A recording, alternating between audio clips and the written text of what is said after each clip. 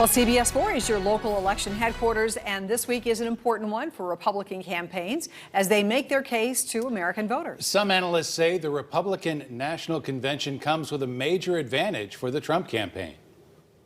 The Republicans have the advantage of having the incumbent president in office. And so what we've seen so far in the RNC is really a rally for Trump, an argument for his character, for his policies, and people coming together saying, look, we've had 4 great years in this administration. You need to vote for Donald Trump and vote Republican in November if you want to keep that up.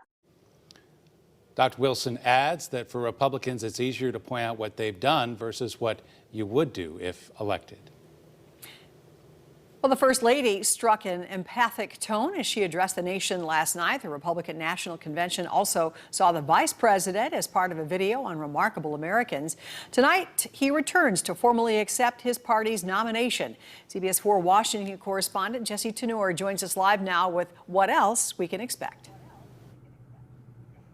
Yeah, good evening. Prominent members of Congress, along with a former NFL player and National Intelligence Director, will make their case for a second term.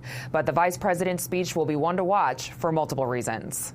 Tonight, we explore together America. From the land of opportunity to America, land of heroes. Night 3 of the Republican National Convention promises a patriotic theme. I'm going to go watch my brother give one heck of an acceptance speech on Wednesday night. Congressman Greg Pence's younger brother, Vice President Mike Pence, will formally accept his renomination as President Trump's running mate tonight. The vice president is using Baltimore's historic Fort McHenry, the birthplace of the Star-Spangled Banner, as his backdrop.